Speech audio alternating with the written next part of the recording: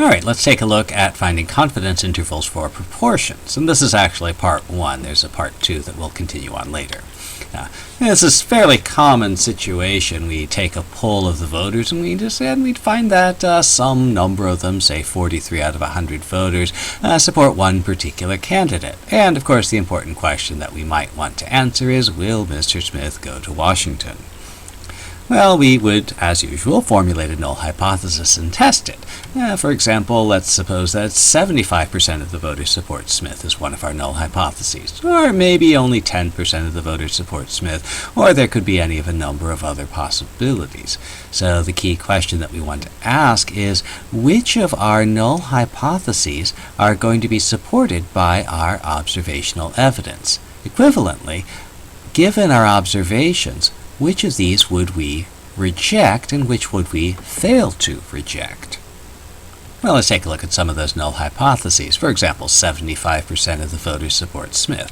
If this were true, our sample consists of 100 voters, so the number of voters who support Smith can be modeled using a binomial probability distribution. Don't take my word for it, but think about whether that's true. And we can approximate that using the normal distribution. Again, don't believe it until you verify it for yourself. So let's think about that. Our normal distribution has a particular mean, which we can calculate, and a standard deviation, also something we can calculate according to formula, and say I want to use my 5% standard level of significance.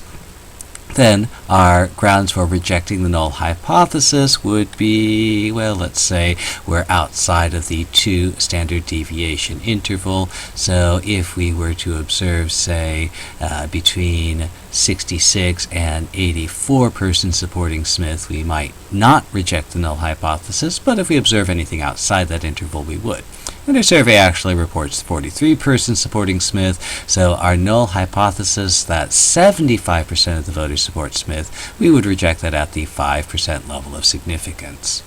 Or we could take a different hypothesis. What if our null hypothesis were that 50% of the voters supported Smith? Well, again, we can calculate our mean and standard deviation for our binomial experiment, and we would come to our rule, which is that we'd reject the null hypothesis at the 5% level of significance if we see fewer than 40 or more than 60 persons out of 100 who support our candidate. And again, our observation, 43, falls into this interval where we cannot reject the null hypothesis. So once again, if we want to take a look at our confidence interval, it's going to consist of all values for the null hypothesis that would be supported by the observation, or that we would fail to reject on the grounds of our observation.